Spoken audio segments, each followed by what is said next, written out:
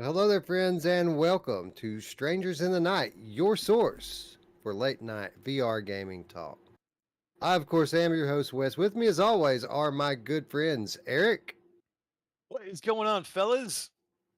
What is going on, Eric? And my good friends, Roots. Roots, it's time, brother. It is technically now here in Kentucky, June 2nd, Mm.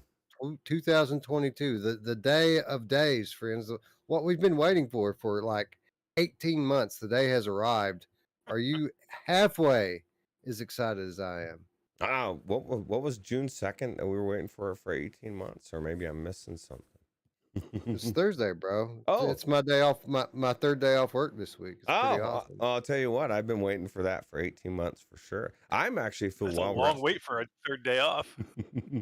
Well, I'll tell you Bro, I what. work hard. Yeah, Wes, you work so hard in everything, but I'll tell you what, man, it's yeah, I feel well rested, but yeah, I've been anticipating this day for a long time. We made it. We did it. We did it. Eric, I know you're excited, bro, because you are coming to us on location live from Santa Clara, California on your way or I guess the night before again the night before Augmented World Expo, and lots of cool stuff that we know is going to be going down there tomorrow, but hopeful that there are things that we don't know will be going down there tomorrow, right? Yeah, you never know, man. You never know. I mean, we're always hopeful to see the big PlayStation news. We'll see. I'm not not convinced we're going to see anything, but I always keep hope alive that there's going to be something here. But this was just a cool day, man. This was, no expo today. This was just a day of talks, a lot of, all virtual reality and augmented reality. And just a day to meet up with VR people. This show is a little bit different than any other show out there that I've been to this year because this is all virtual reality people. It's all augmented reality people. Anybody in VR, XR, AR is here. So when I go to CES, there's a small group of us. You go to GDC, there's maybe a little bit bigger, but still small. Here, all our people. These are our people. These are people that you could just sit down with any one of them and talk VR for hours, and it would be amazing. And I'm here with like Ashley Riot. I'm here um, with Sebastian Ung. I was hanging out with tonight. I was here with Skiva and Alex, of course, and VR with Jasmine and Adam Bombadi and Thrill Seeker and Fia and just all these amazing creators and VR people and people that love VR. And this is just like a huge celebration. Again, not much to see here yet because the expo doesn't open until tomorrow. But today, it's all about celebrating people and celebrating VR with the people that love VR. And I wish you guys were here, man.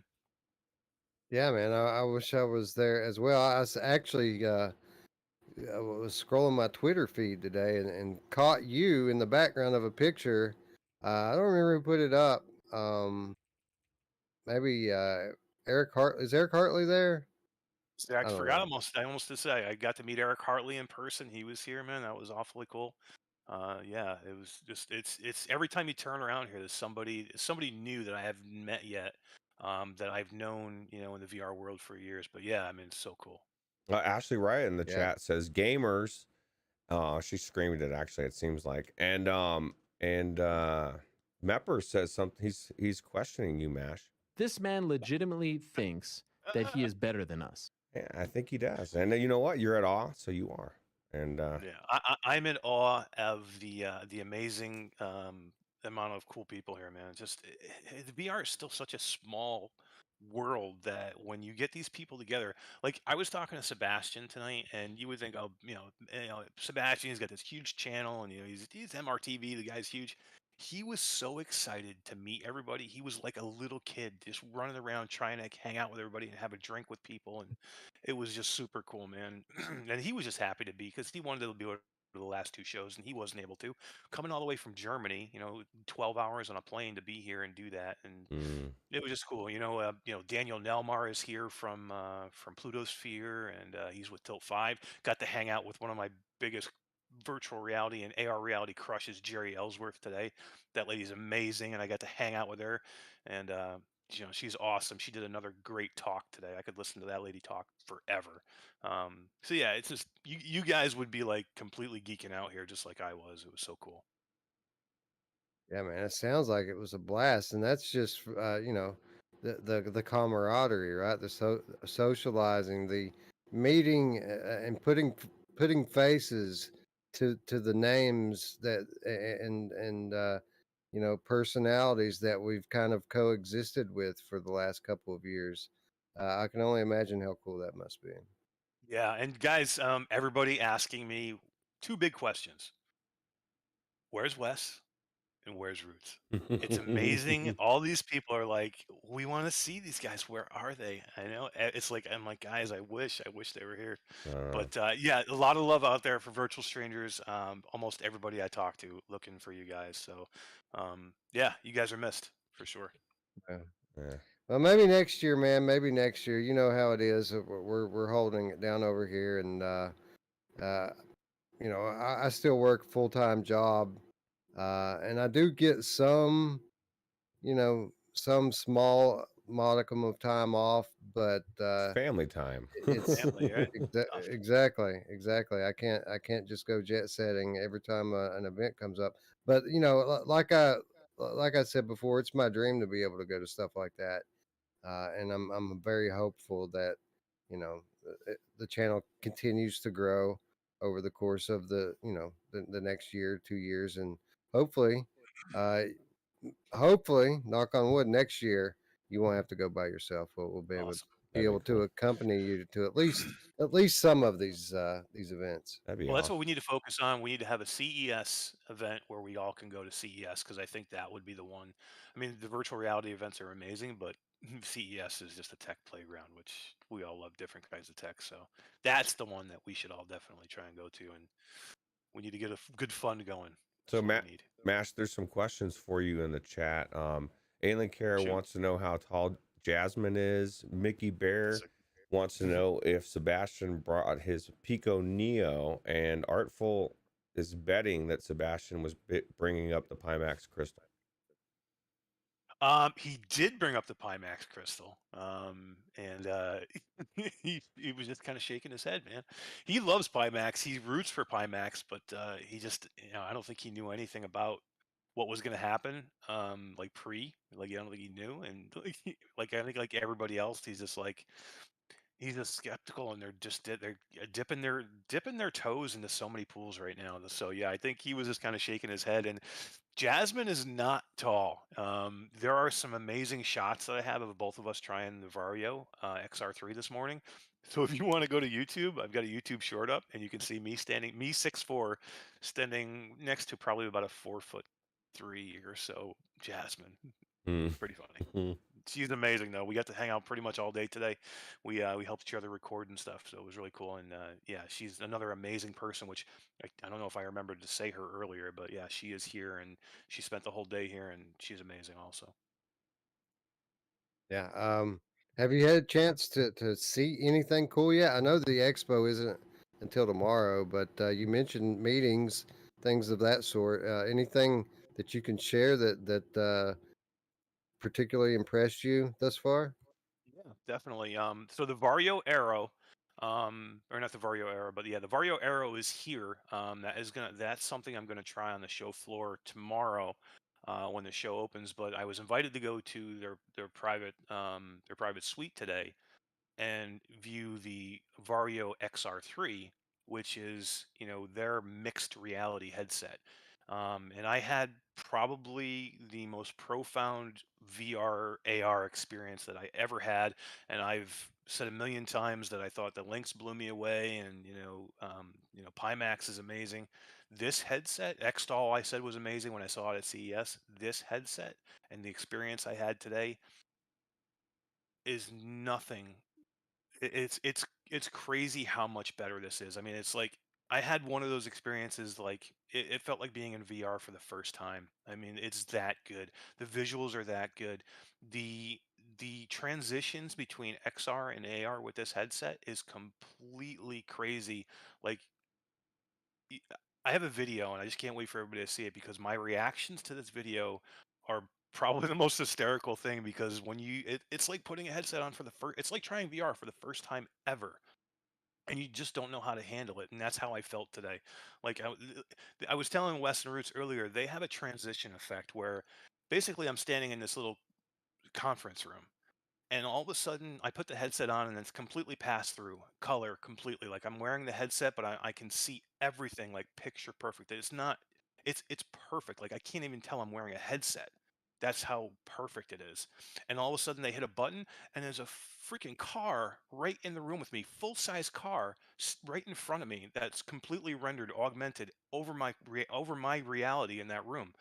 And I can, like, I feel like I can touch the car. It looks that real. I can walk up to it. I can put my head inside of it and see the detail of the leather seats on the inside. And then he hits another button, and there's like a ripple effect. And all of a sudden, my reality of being in that hotel room is gone, and I am now on a freaking real life racetrack somewhere in Europe. And that car is sitting on the racetrack, and I'm turning around 360, and I am in complete virtual reality now, and I look like, it looks photorealistic. It looks like I'm there. And it was the most, I've never seen a transition like that before, ever. And again, I've tried almost every one of these headsets that's out there. Even the Lynx XR1 is not as good as this. This was one of the most comfortable headsets I've ever worn. The visuals were amazing. The field of view is not the Pimax field of view, but it's goddamn close, and there's no warping effects in the side at all. Um, this is by far this is by far the best headset I've ever put on. And if they could ever get this to where it's affordable for people to buy, nobody else would get anything else, because once you try this once, you'd never want to go to anything else. Like their running line is they're gonna show people this who's never tried VR before, and they feel bad for those people. Because if this is your first Hmm. experience in a VR headset, you're never going to want to go to anything else ever again, because everything else comparatively is going to look like Google Cardboard. So it it was that crazy, and I'm not hyperboling about this, guys. I'm telling you right now. Wait till you see this video. I literally am blown away by the experience, and I cannot say good enough things about this.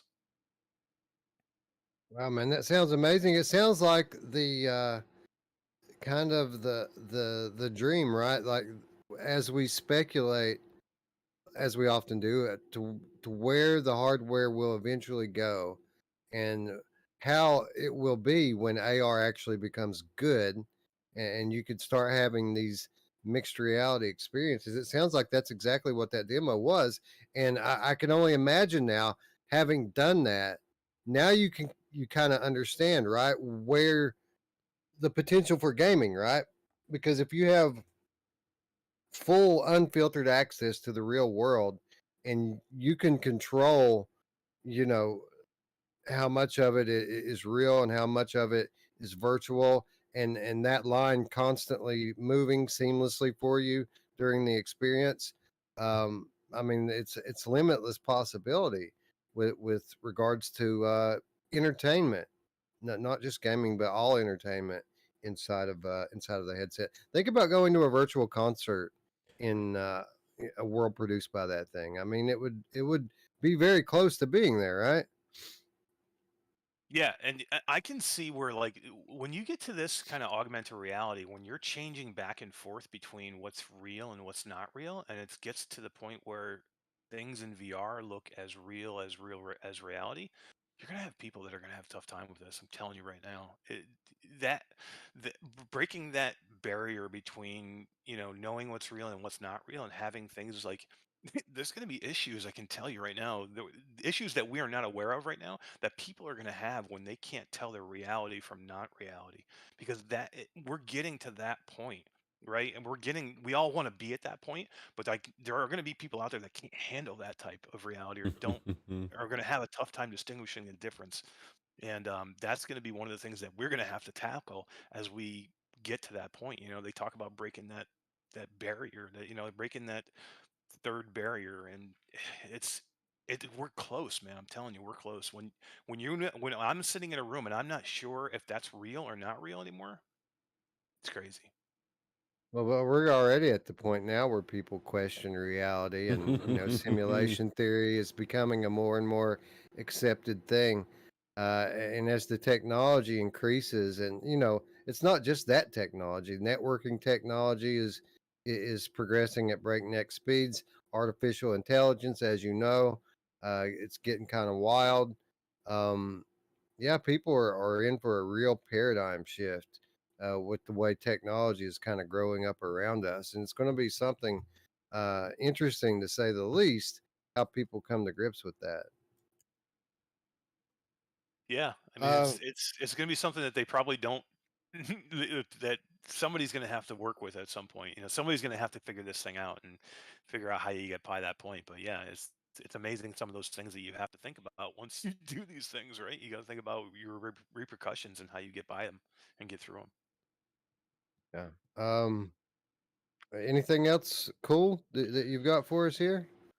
Yeah, so I mean, I know a lot of people know that I've been involved with Mario Studio, which is the developer behind the game Finger Gun, and I am consulting with them in the communications and community management. And yeah, we got some big announcements. This is one of the only games that you're going to see being announced here, but there's some really, really big things coming with Finger Gun. And I think I told you guys before the experience I had at GDC with Finger Gun, and I met the developers and the creators from Miro Studios there, and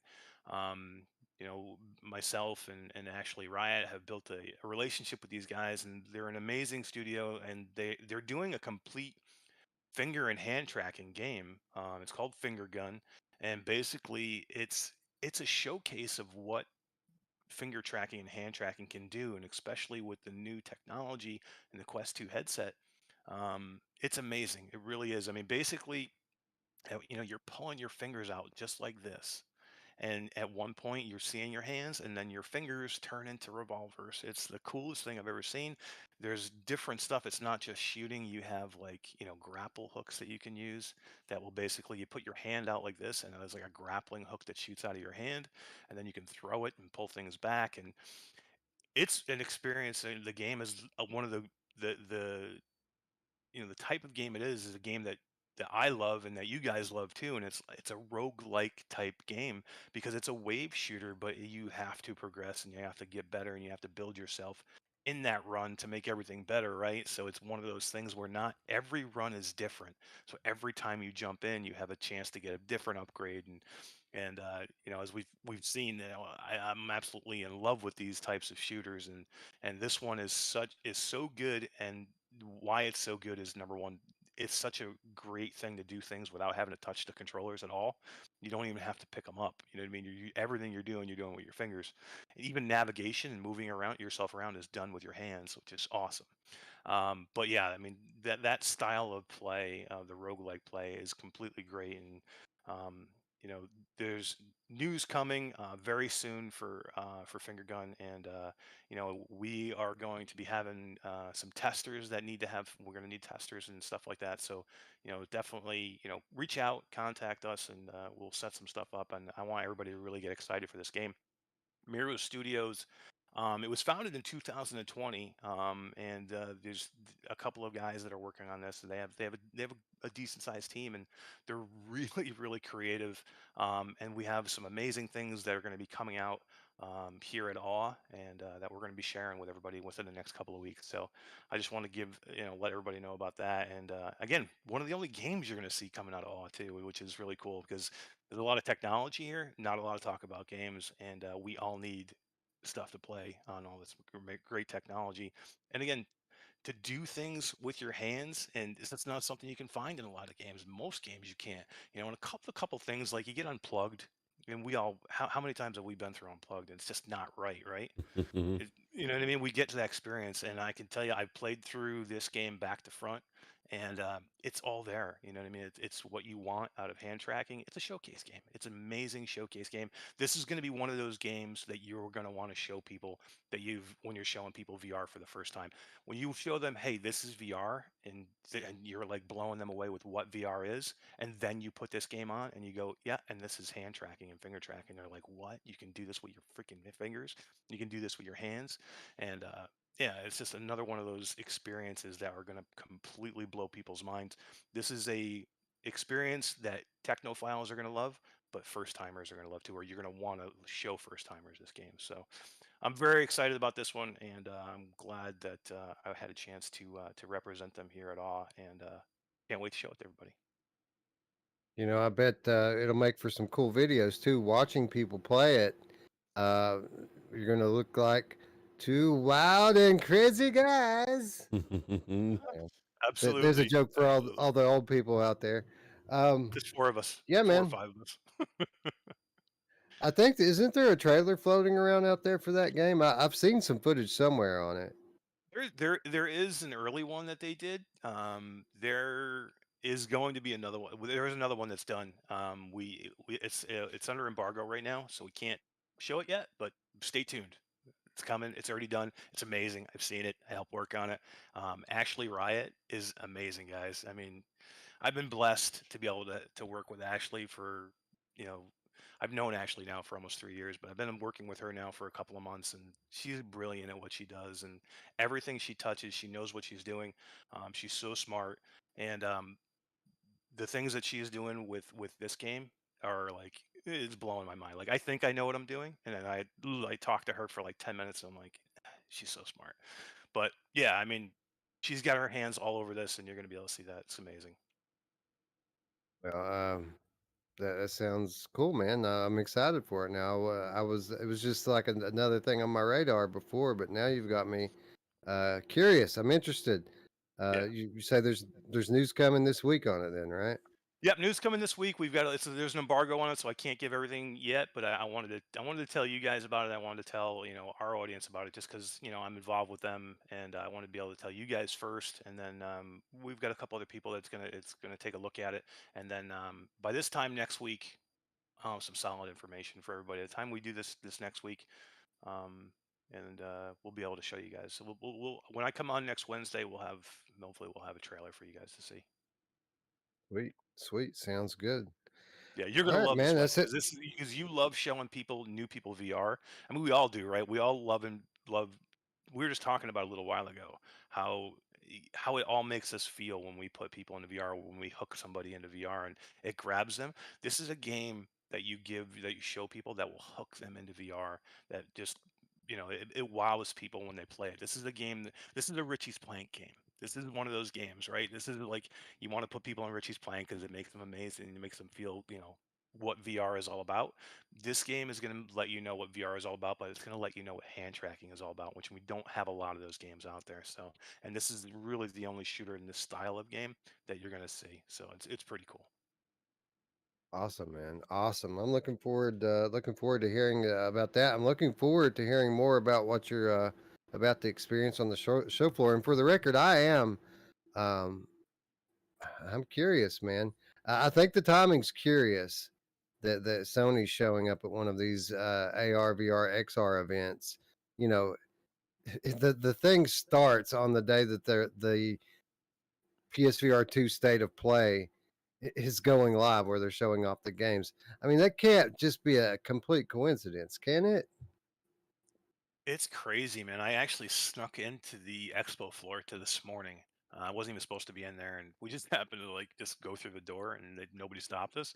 I saw Sony's booth in there, and they have a pretty substantial booth. So nothing was set up yet, so I couldn't see what was going on, but they Hmm. have something. They're here. No, I don't know if it's displays or what, but they have here. They're showing something here, so that's news in itself. Um, it's so weird, right? Like, it's funny that they would wait to the opening day of Awe 2022 Expo and then they would do their state of play. But never know. It could just be coincidence, I guess. But man, I'm so hopeful. I mean, if it is tomorrow, you know me, I'm gonna completely freak out. I'll be all over everywhere. Take your camera, bro. Take your No, it'll be camera. there. Take your laptop, and we might be on double duty tomorrow, right? Hell yeah. Oh yeah. I'll be ready. Absolutely.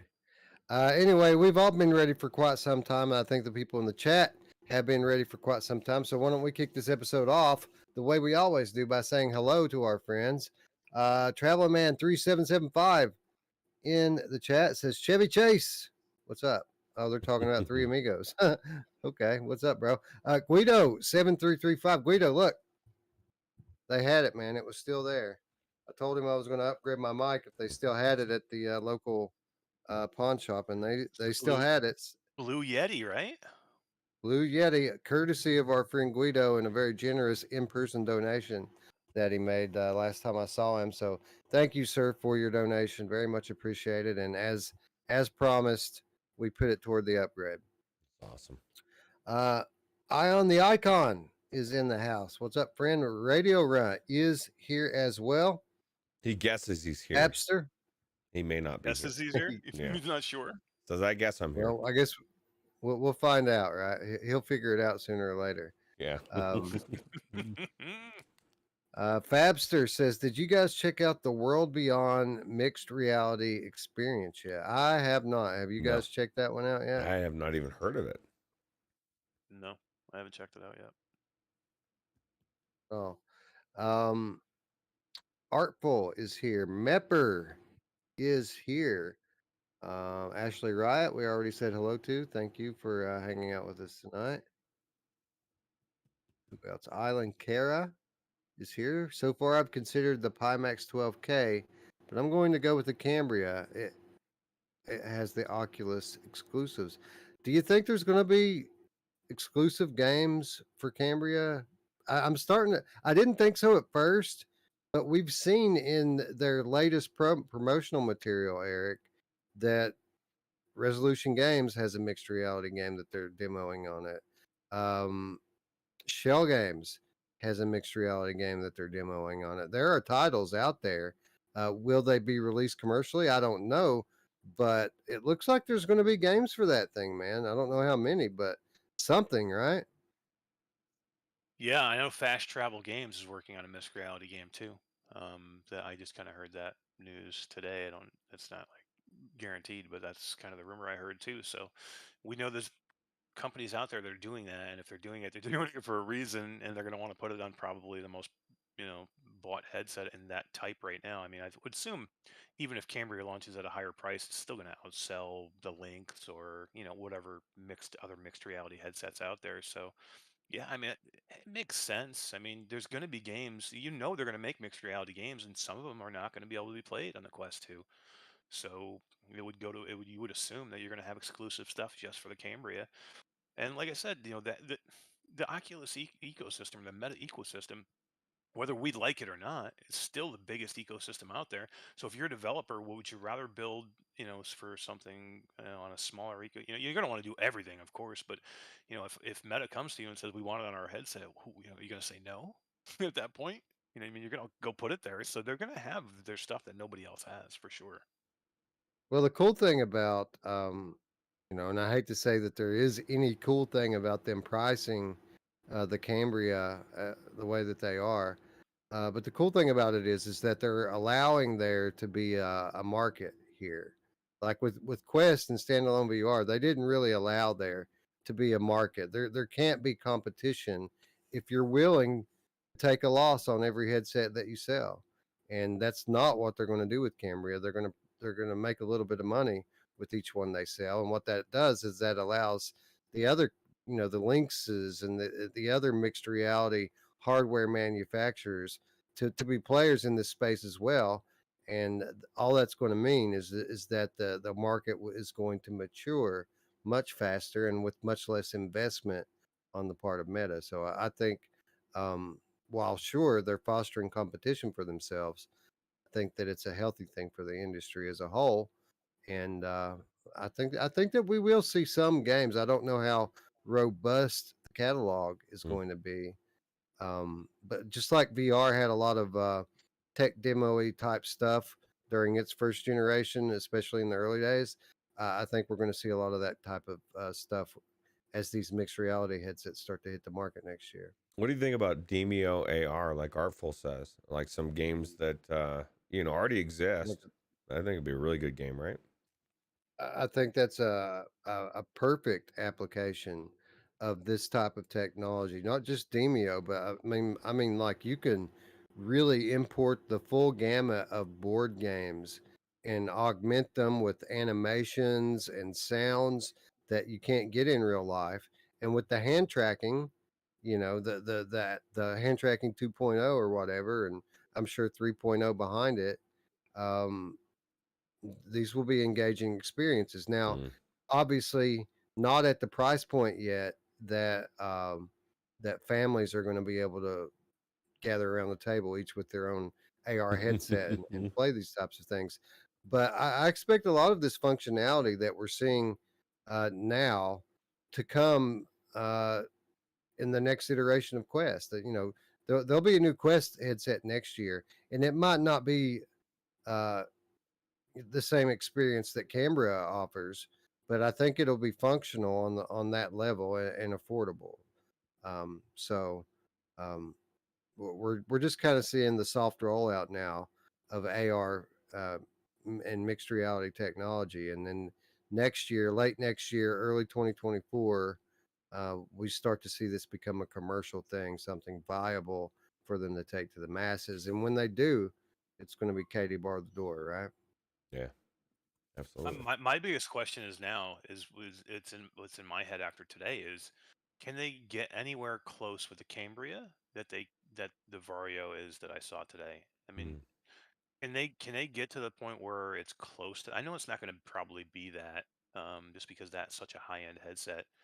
But can they even get close? If they can get close for, I don't know, what do you think that headset's going to go for? 15? You know what I mean? If they But get the close, Cambria, it's yeah, pure speculation at this point. All we know is that it's probably going to be more than $1,000. yeah. $1,001, I'm going to say. Yeah, right. Well, that's why I said the other day whenever when the Pimax had their press conference. What was it, yesterday? Now I'm losing my days because I was in the airport. Whatever day I was traveling, I watched it in the airport, and I put something out there just to say, yeah, it's just I understand it's easy to jump on and kill Pimax. You know what I mean? It's easy because they've fucked up how many times? You know what I mean? Pimax screws up more than most, but they're still there. They're still doing it. I mean, how many companies would have gotten out of it by now? But they're Mm. still putting stuff out there, and this, and everybody's like, this is not going to happen. Guys, this headset is coming. They already announced it for quarter 3. So it's not like they're like, yeah, next year we're going to come out with this headset. This crystal is happening. This Pimax crystal is not going to be just a headset either. This is going to be an ecosystem. This is going to be a store. I can tell you right now, I know developers that Pimax is putting a strong push on current developers to put games that are currently on the Quest on the Pimax ecosystem. I've been seeing it for the last 2 months. Developers have told me this face to face. So Pimax is all in, guys. I mean, whether you think they're any good or not, they are here to stay. They're not going anywhere.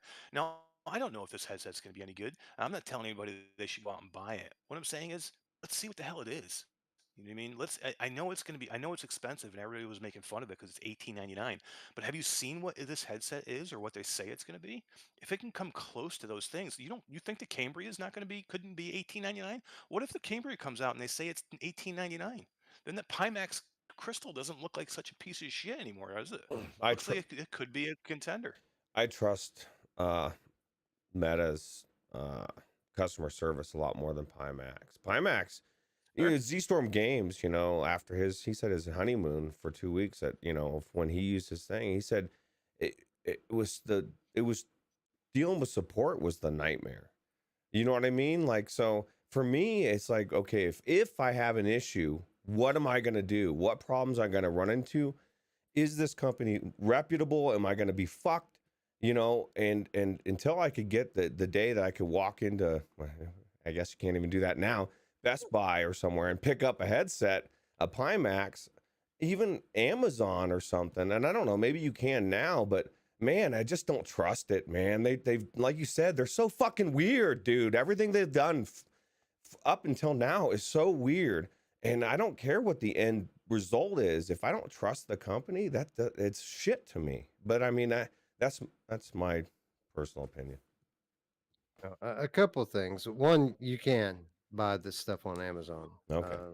First of all, second of all, you know, obviously Pimax still has a way to go, but I do think they've demonstrated an ability to learn from their mistakes and Pimax now is not Pimax from 3 years ago anymore. They're putting out better products that they know what people want and what people are looking for. And yeah, it's expensive stuff, and there's a bit of trust involved, especially when they ask you to put the money up front. Um, but VR needs the VR industry needs someone pushing the line, and we really don't have that anymore. Not in the consumer space. I mean, obviously, there's lots of money in the business space, but in the consumer space, there's really nobody pushing the line except for Pimax. So whether or not that they ever become like a one of the top selling headsets in the world or not, what they're doing is they're pushing the other manufacturers to to have to up their game, right? Because there is another option out there for someone like we'll get wide field of view in consumer headsets probably years sooner than we would have before because Pimax has been doing it, and all these other features. I mean, with the resolution, it's just nuts. I can't believe they're actually selling a headset with swappable lenses. That is kind of Glass crazy. lenses too. I mean, like Yeah, not plastic lenses, which is unheard of, really. I mean, I don't know of any other headset that does glass lenses like that. Mm. Now whether that's going to pay off for them, I don't know. And again, I'm the same way with you, Roots. I'm not saying that people should go out and buy it. I'm just saying that my experience, really, so far, I had the opposite experience as eStorm did because I had ease of use. The Pi tool for me was the biggest like unknown for me. Like I didn't know how that was going to be. I heard horror stories about it, but it was completely opposite for me. It was so user friendly. I had such a good experience with it. Still have a good experience with it. He had a weird issue where he couldn't get his headset off the floor for some reason. The tracking would not come off the floor, but he was trying to do like Vive trackers with it. He was doing stuff. I'm not saying you shouldn't be able to do those things. I'm just saying what he was doing was a little bit different. And he did love the headset. He had issues for sure. And again, Pimax has done this to themselves. You know what I mean? They have put themselves in this position to have to fight these things off. I'm just saying I'm glad they're here. That's all it is. I'm glad they're here and I'm glad they're right. making these headsets. This is a standalone headset, guys, that we're gonna get in quarter 3 that you're gonna be able to buy here. Pico is not even there yet, and Pico will be there eventually. I think Pico is going to be amazing once they get their stuff together and they decide to launch in North America. Right now, we need more standalone headsets, and if you want a standalone experience, and this is going to be like for the price it is, which again, the price is crazy, but for the price it is and what's in it for a PCVR headset that does standalone too, there's nothing out there yet that does that until we see what the Cambria can do. Mm. And I don't know if they come down at the same price. I mean, I And want to let's hear, I want to see it. I want to put it on my head, man. and let's be honest, it was as amazing as the Quest 2 is, and I used it today to check out Blaze Rush. Um, it's got fucking issues all over the place. I'm ready for another wireless headset from some other company. Yeah. Like Quest 2 has some issues. Yeah. Yeah, if it Absolutely. pushes, if we have more companies to push Meta to make the Quest 3 that much better or whatever, I mean, how many people don't want to be in that part of that ecosystem with that Oculus or Meta ecosystem? So the more we have for choices, the better it's going to be for all of us to do these things. Like I said, so I'm just gonna. All I'm putting out there is I'm gonna applaud Pimax for trying to do these things and still being in this field when it would be easy for them to back out of it and just to move on to something else or just stay in the commercial side of it or the business side of it. You know what I'm saying? Because they're already that high end, but they're still trying to focus on things for us, the gamers, which is cool, man. You got $2,000. You got to drop on a headset tomorrow, Master. Are you buying a Pimax or are you buying a Vive? Hands down, I'm buying a Pimax. I'm not buying a There you Vive. go. There you Not go. buying a Would you have said that 3 years ago? No, Nope. I was Vive was probably one of the best headsets out there. Vive was better than the original Rift. I mean, we all say how great the CV1 was, right? Gotta remember the Vive, maybe not because of the Vive wands, but everything else, the headset was way better than the Rift. And the Rift. The Rift. I don't think the CV1 even came with. It didn't come with controllers. It came with an Xbox gamepad. So That's even right. though the wands were not what we wanted, at least it was wands and not a gamepad. So And yeah, you had unfortunately HTC has gone that way for sure. yeah, you had full full tracking too right off the bat. Like you only came with Right. two sensors, right? You had to add each one. That was expensive. Yeah, Yeah. absolutely. Jay Mal is with us. What's up, Jay? Thanks for staying up with us tonight, friend. Tiffany is in the house. Hello, Tiffany. Thanks for hanging out. Wife in the chat, as is Chinatown D. Played some After the Fall with D yesterday. Ash had a I'm good time. jealous. Did you guys win? Yeah, we did. Well, actually, it went the way it normally does. Like we were winning and winning pretty easily, man. You can rack up those wrist rockets now, double fisting them and make quick work out of these boss fights. But we did have that one run where we found the gold disc early on and we found a bunch of other discs and we just knew that we weren't going to make it to the end. Something was going to happen. They were going to spawn in on us in a weird way and kill us before we could finish with it. And that's exactly what happened. In the boss fight, I had a brute pretty much show up right behind me and just crush me instantly before I could turn around. But yep, besides that, we were killing it, man. The wife, myself, Isabel, and D, That's a we're good killing team it. right there. Yeah, we had That's a good a run. good team. Artful is with us. Mickey Barrios is with us. Technoglitch is with us. Sim, Ion the Icon. Those guys are with us tonight as well. Man, chat goes on a little ways up through there. Radio Round, I think we already said hello to Fat Boy Vernon. Hello. Four Wheeling. Hello. Mr. Tasselhoff. Hello. And that is our cast. Now I'm going to scroll all the way back down. It's going to take me 3 days to get to the bottom. There we are. All right, guys, you know what time it is. It's time to play everyone's favorite game of the month. You're all supposed to scream it with me, right? Like a game show. Let's try it one more time. Everyone's favorite game Game of the of month. the month. Oh, we need a spot for that now, Ruth. That's gotta be a drop for every month. We should. I got to get a crew together, right, to record the soundbite for it. But Oh hell yeah. yeah, we got to do it. All right. You know what, guys? Honestly, well, I've been so wrapped up in mods all month that when I was not looking forward to putting this list together. I'm like, man, what is there going to be 3 games on the whole fucking list? Like, nothing came out this month, did it? And then I got looking.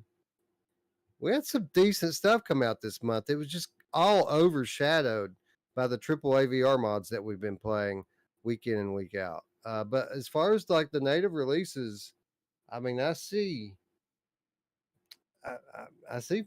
5 very good games on this list across all platforms, like very good games. So it wasn't really as bad as it felt, was it?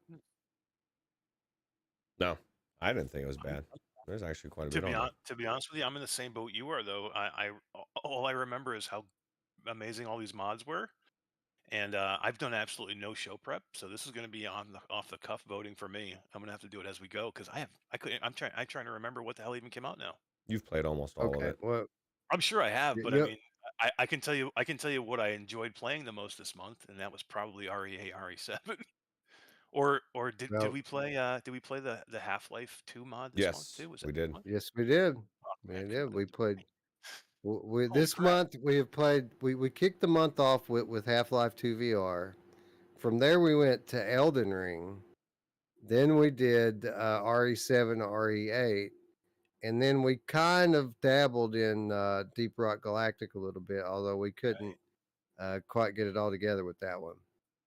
And then I went back to Resident Evil Village today, which is what I've been playing most of all. I've been playing Village in my free time and having an absolute blast with it. But it has been a month very much dominated by the modders. I almost put a mod of the month category up, but I don't think that would have been fair because outside of the Resident Evil mods, um, and Elden Ring. I mean, the other stuff was all like early access in progress, like they're not done yet. So I mean, it would be unfair for us to try to name one.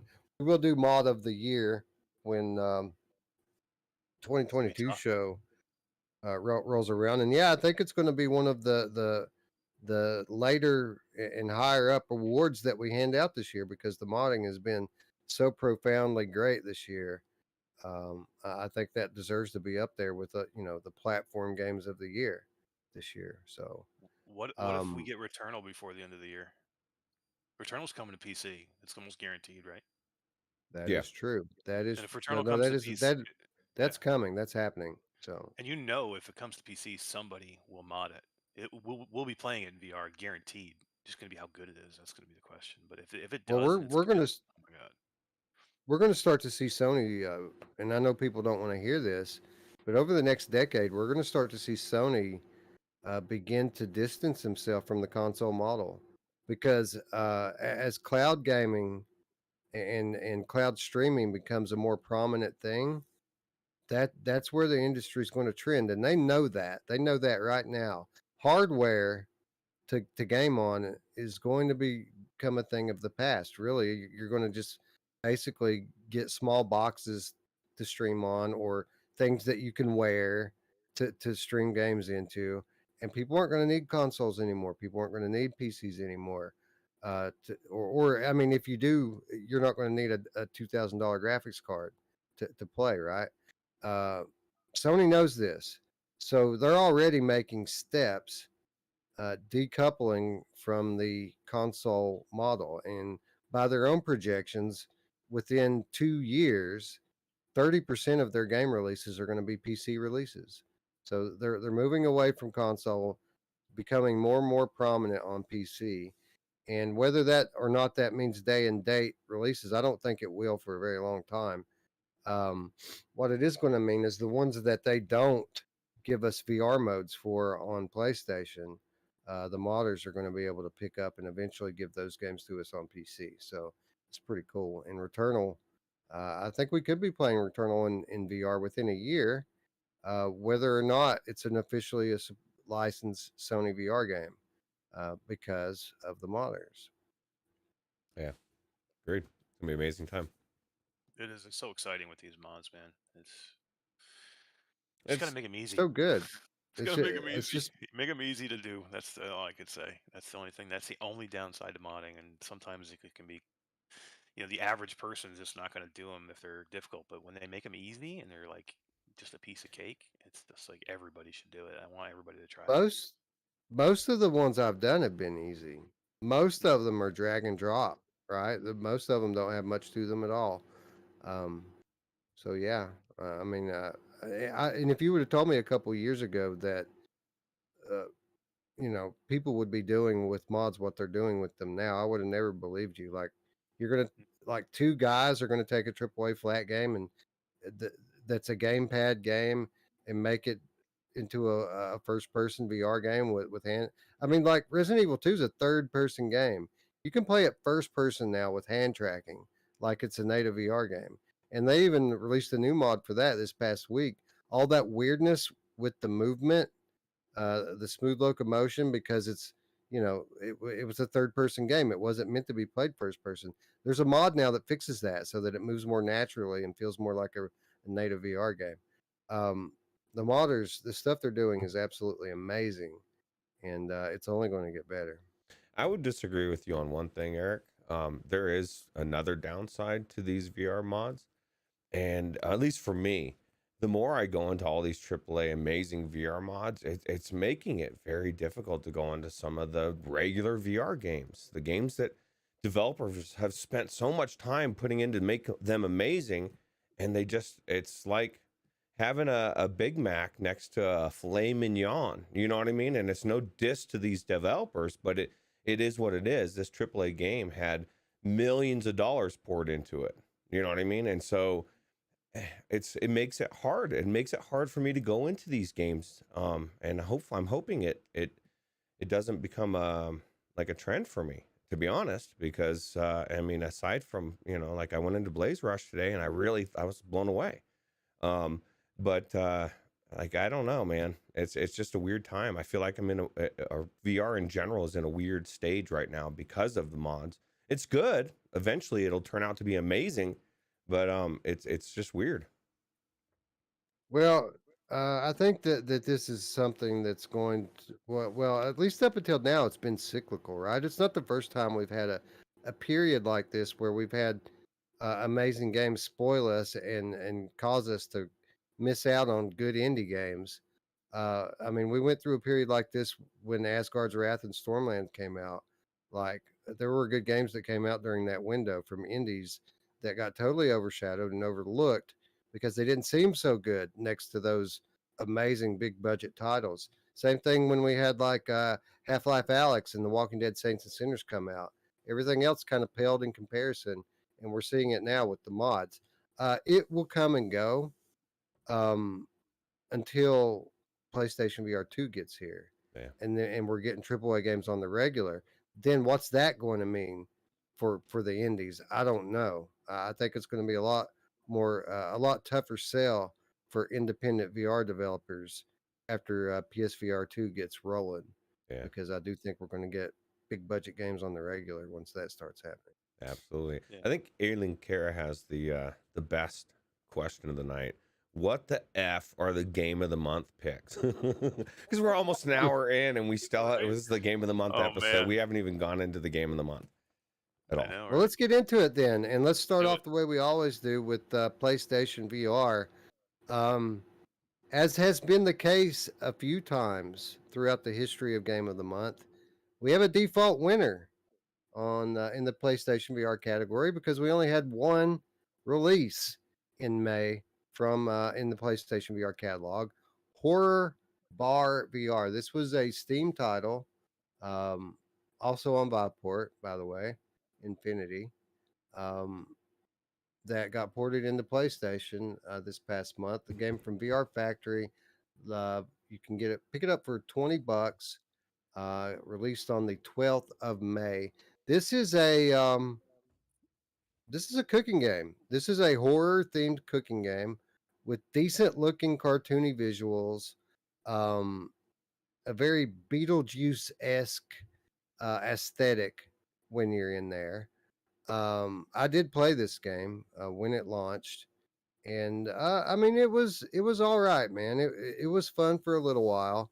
Um, as far as cooking games go, I probably enjoyed this as much or more than any of the other ones. But at the end of the day, it's a cooking game, right?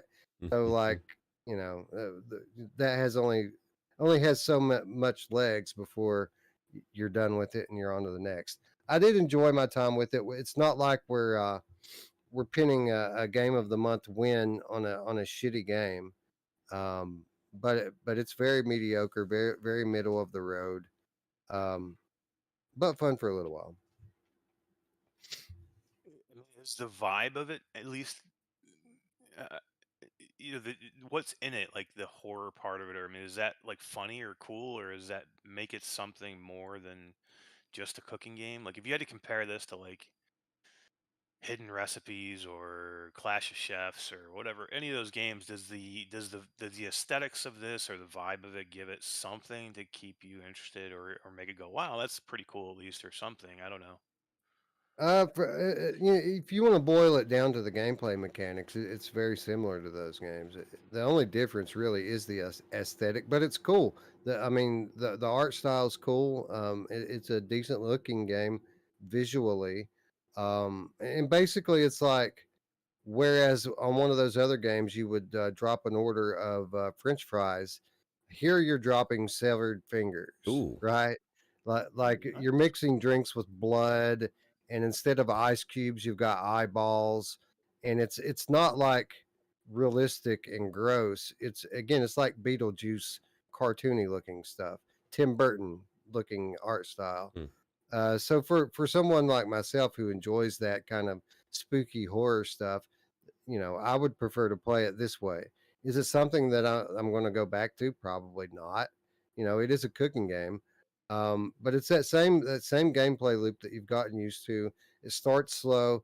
As you progress, you get more and more customers coming to you at once, so you have to multitask, putting different orders together.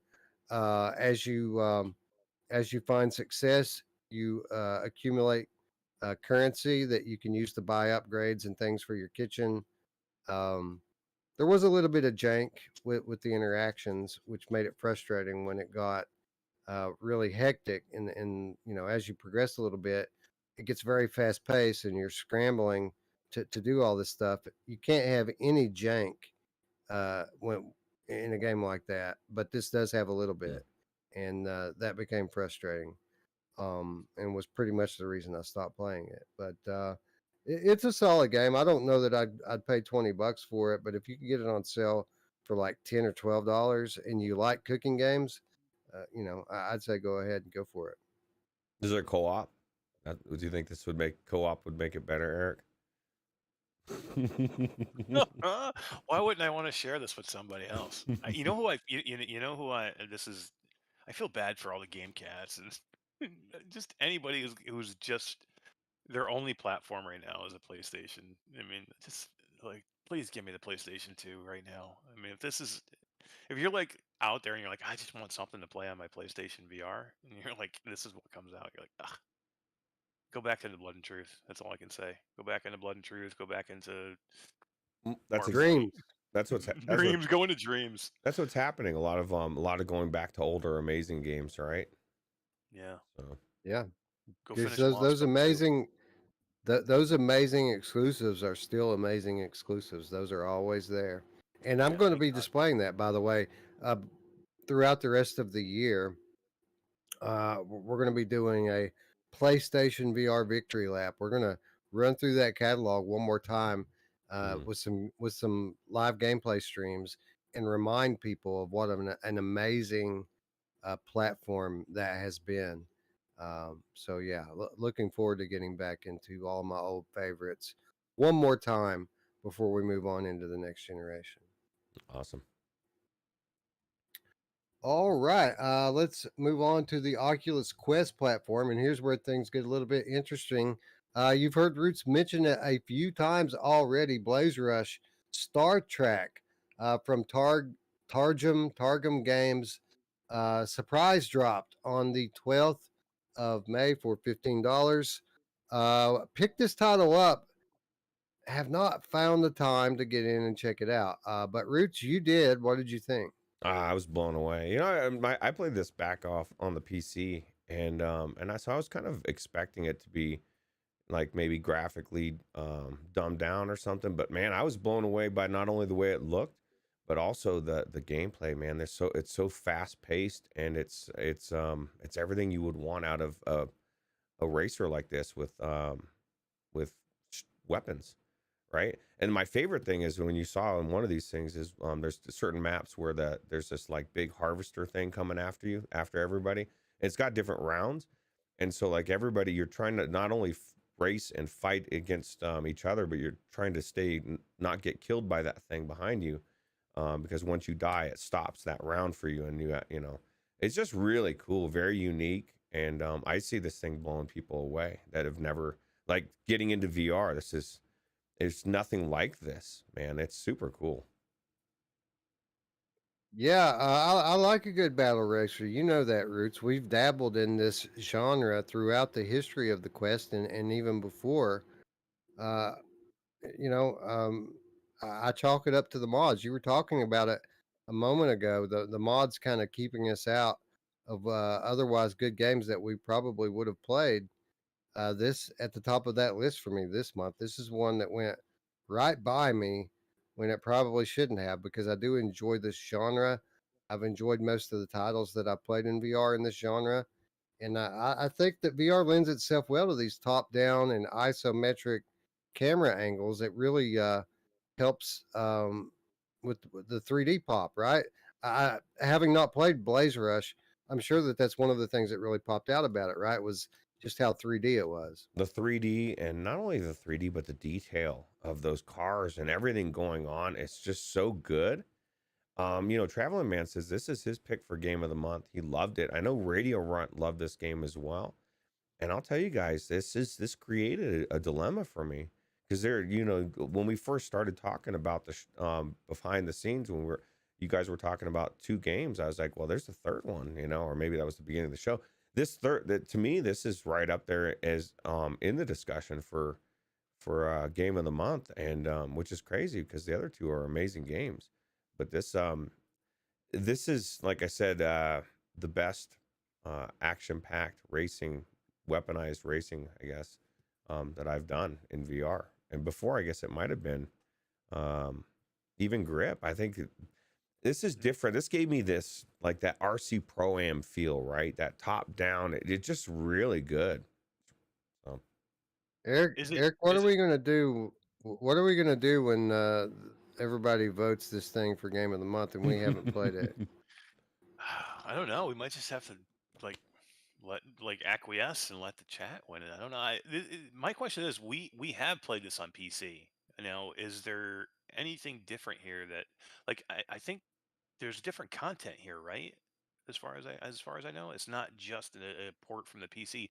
There's stuff that's here that's just on the Quest version, that I think people are really raving about. That's not, it's not just the base game has always been great. I mean, Blaze Rush was always great, but I think there's different stuff here, right? yeah, the Star Trek. I Isn't know it? this adventure, the Star Trek adventure is different. The courses and stuff. I don't know if there's any mechanical difference, but it's really cool.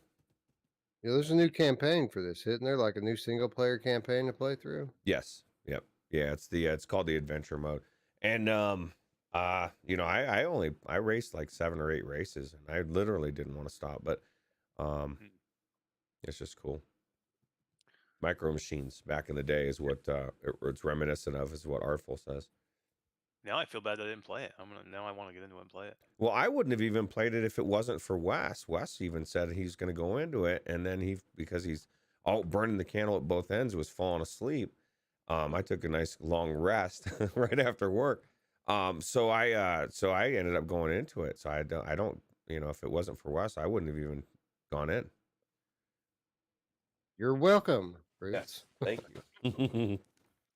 Anyway, we've got an early favorite for Oculus Quest Game of the Month, but not so fast, friends, because Area Man Lives from Numinous Games dropped on the very same day, $20.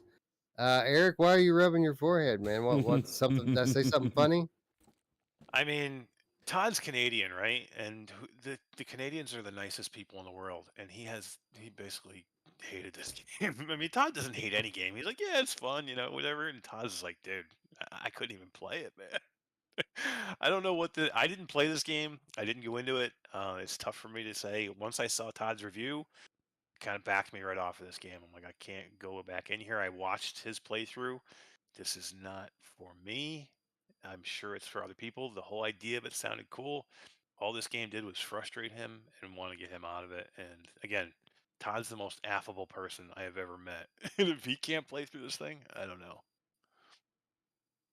Paradise Decay covered this game.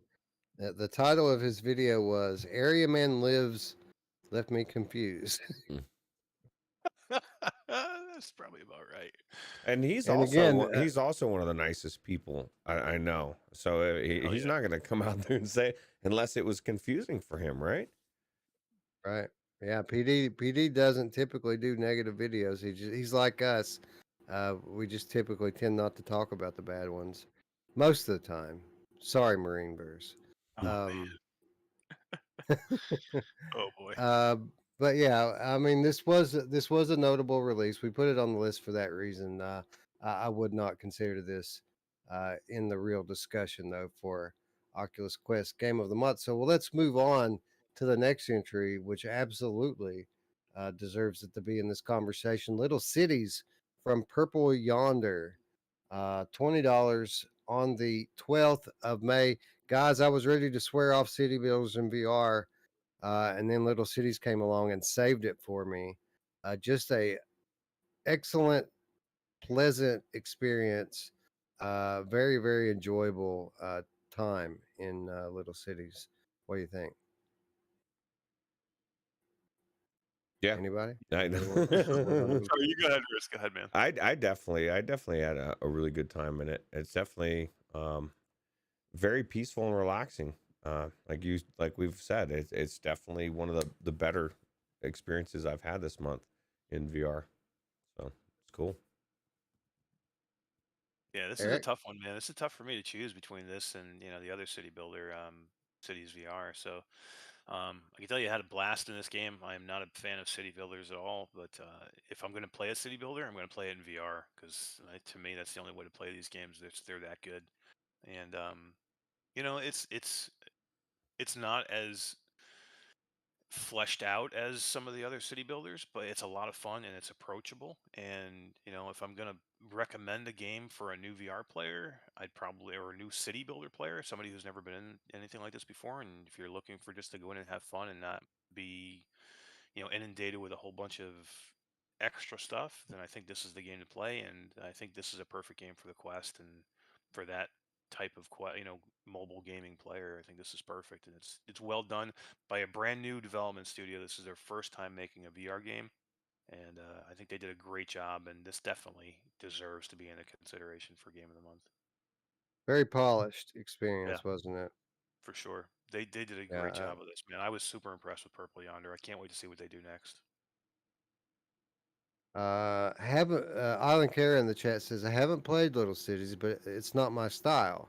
In Dreams probably did this well.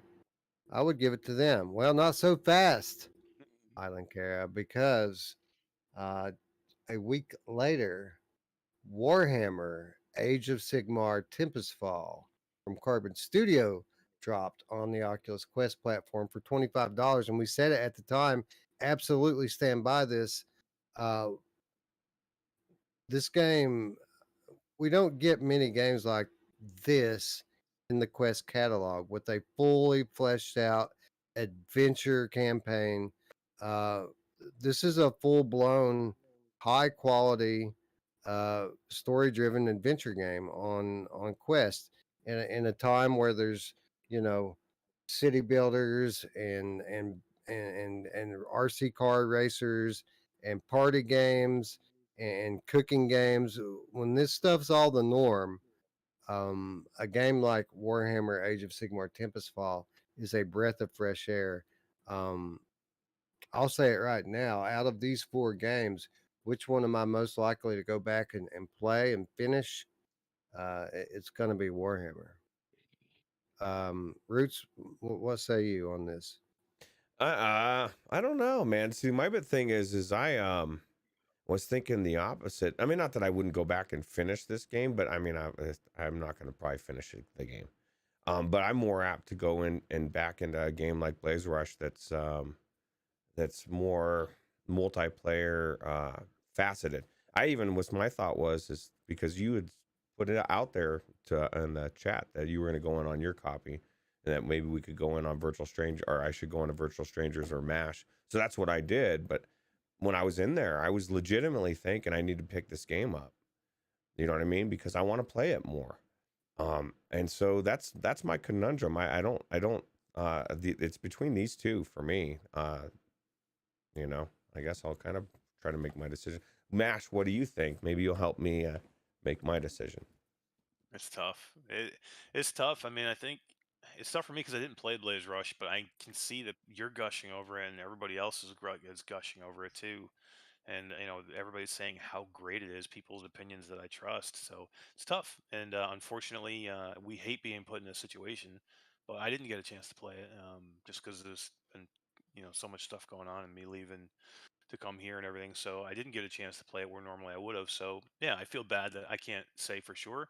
I can tell you this: my vote's going to be for Warhammer, Age of Sigmar Tempest Fall. I think it's the most polished game that I've played. I think the way they move this game to the Quest 2 is simply amazing. And here's the thing that I did the other day that I absolutely loved, and I recorded it. The Storm Trials mode is way better than I thought it was going to be. It is more fleshed out. I thought it was going to be like super like shallow because it was still in beta. There's a lot of fun to be had in the Storm Trials mode, and I'm going to go back and do more Storm Trials mode just for me because I think it's that good and I love that type of gameplay. But yeah, I mean, the campaign to me, I mean, visually is almost as good as the PC version. It's not there, of course, but it's close. And the gameplay is like 1-to-1, if not maybe even a little bit better on the Quest version. I think Hmm. just because some of the fighting seems like it's a little bit better. I don't know why that would be, but it does seem that way to me. Um, yeah, it's gonna have to get my vote. Again, if I played, I would feel better about it if I had played the other game. But without playing the other game, I'm going to say Warhammer's going to be my pick. Wes, it's all on you, Yeah, bro. yeah. Like it's not. It's not. I'm sure Blaze Rush is amazing, right? I'm sure it's a fun game, but again, it's another game that's typical of the type of stuff you see on Quest. Whereas, or at least recently, right? Recently, this is the type of stuff that we get on Quest. Something that a palate cleanser, right? We've had this conversation about palate cleansers versus main course, dinner games with depth versus games that you pick up and play for 30 minutes at a time. And I think that that's what we have here. We have what may be a very, very good uh, RC racer, a battle racer, but at the end of the day, it is an RC racer. It is a battle racer, and Warhammer Tempest Fall is a full blown, again, fully fleshed out story campaign. What and it might be a personal taste thing on my part, but that's the type of game that I prefer to play. Um, but again, I haven't played Blaze Rush. Maybe it's more than I'm giving it credit for being. But even if it were like the best of its genre, I still think I would rather play Warhammer, um, based on my personal taste. Now I've got it up to the chat. We're going to see how they come in on it. Uh, Um, I still but haven't voted. So I Oh, was right. no, I was just I forgot. yeah, no, my main thing was is I just wanted to hear what Mash had to say as well on this. And I would have to agree in this respect. Uh this is the thing, definitely it comes down to personal taste and what one would prefer to play, right? But I would say that I would 100% feel comfortable because this game is full-fledged and it is a full-fledged adventure is of making this the winner with Blaze Rush as a runner up so that you guys get a chance to check it out. And maybe I at like the end of the year you think differently. You probably won't. Because it is really a personal choice, but I think they're both great games. yeah, that's exactly where I was heading with this. I think no matter which way the chat goes, that we're going to have two winners, a winner and a runner up. And for those of you who are new to the channel, the reason that we do Game of the Month, it's basically a nomination process for Game of the Year. So when we're talking about Quest Game of the Year at the end of the year, we don't have to go back through every release that came out. We can just look at who won the Game of the Month. And in some cases, when it's close like this, we choose a second runner up. And basically, what that means is that that game will also be in the conversation for Game of the Year. So I think that's what we've got going on here. We'll have a winner. We'll have a runner up. At the end of the year, both games will be in the conversation. So, what's up, Skiva? Skiva joining us. Love you too, man. He said, "Yeah, maybe I had a little bit too much to drink, Yeah. or maybe I drank a little." Yeah, they seem to be having a really good time when I left. But if you can't have a good time at stuff like this, man, when can you? Well, sea level, bro. Like for me, it would That's be, true. you know what I mean? You have such a low tolerance for alcohol. At least for me, I would be because being up so high. Yeah, right. Space Denison, what's up, friend? Thanks for stopping by. Corporate Zombie, just picking the one I'd be most likely to pick up. So Warhammer, he says. Um, Space Innocent, I bought Blaze Rush, but haven't played it. Story of my life. Story of this stream, man. Roots is the only one that played it, and he only played it because he thought I was going to, and then I ended up crashing out for 30 minutes instead of going in there with him. Um, if we hadn't done an hour in the intro, I would say let's just do an impromptu split stream right Oh. now. Just put it together, but it's a little bit late for that. But we'll definitely get into some Blaze Rush and check it out. How many players multiplayer does it support? Do we know? Well, that's a good question because let me That's a check. good question. I feel bad for little cities here because they kind of get overlooked. You know what I mean? I think it deserved to be in this discussion for sure. And I think any other time, it probably would have been right there too. And a surprise drop of Blaze Rush kind of knocked it out of the discussion. But I think it probably would have been between Warhammer for sure and little cities. So I do feel bad for them a little bit. But I think definitely we got the right two that we're looking at. Yeah. So at the end of the poll, Warhammer Tempest Fall wins with half of the vote. Blaze Rush coming in second with 42%, and Little Cities bringing up the rear. Up to 4 You know who players. loves, Oh. you know who loves it when you bring up the rear roots? I know exactly where I'll do it again. I know exactly where you're going with that. Up to 4 players locally and up to 8 players online.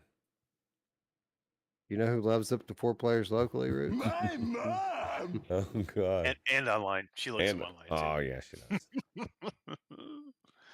All right, so I think we've come to a decision here. Warhammer Age of Sigmar, Tempest Fall, Oculus Quest, Game of the Month, but Blaze Rush getting an honorable mention as the runner-up, and will go on to the finals at the end of the year as well.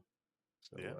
congratulations to these two games, and with that. Well, you know what I want to do real quick? Skivas here. I want to shout out. They have a new show, guys, that dropped today. Yeah, I It's a new saw show that. with Alex and Skiva and on Upload, and looks pretty cool, man. They were super excited about it, and congratulations to them. Yeah, for another congratulations. great- That's crazy, man. they're How, gonna how do you be, find the time, bro? Like, all these people know, doing right? multiple shows. I did that one show with Anthony and Skiva for what 4 or 5 weeks, and I was like, I was out. It was too much. I couldn't do it. Was it Yeah, dark? they're gonna be Yeah, dark Yeah. frequencies. they're gonna be playing games with game developers. Sounds like a good concept. Yeah, that's good. That's cool. I like it. Yeah, well, they've got a hell of a first episode lined up. I'll tell you that, because they're playing with Jihad. They're going to be I playing know. Everslot, so that's pretty awesome, man. That's a great game, and that's a great dude. So couldn't have done a better pick for a first guest. I want to do Carmack. Oh, that sounds bad. I want to. I want to do Who the. who doesn't want to do? I Carmack? want the On Location with John Carmack. I'm looking at you, John. What would we play? What would we play with him? Oh, Wes knows. He's got Walkabout. He's got Walkabout. Bingo. Walkabout, bro. Mini golf? We did Yeah, that. for we would sure. be cheating. We'd be cheating on Gamer Chick. If we did Wow, she would understand. We'd bring her in. that. I was gonna say, They could should you be in She'd there be imagine? our with us. fifth. Yeah. Yeah, Oh yeah, dude, that would be like my favorite episode ever. that would be too. Bring in Jerry. Was it, you said her name? Ellsworth. Oh my God, Jerry Ellsworth! Holy crap! Yeah, that'd be. Bring Jerry Ellsworth. Here's a big team: Jerry Ellsworth, Dave Marsh, Ashley Riot, Carmack, me, you, Gamer Chick. How many people can you get in Walkabout? 8, I think. Right. I'm Yeah, gonna set it I up. think you're right. Just set it up. Yep. It's on the book. Cross platform. I think Meta is here, right, in Santa Clara. I could walk over and talk to Carmack. Yeah. Sure, absolutely. Why not? Do it. All right, so we move along to PCVR. Another solid month for PCVR outside of the awesome mods. I'm going to do this one a little bit differently for the sake of drama, and we're going to start with the most recent releases and go back to the earlier ones, because I didn't remember just how good the early part of the month was for PC. But Shores of Loki came out this past week from Mike TV, $15.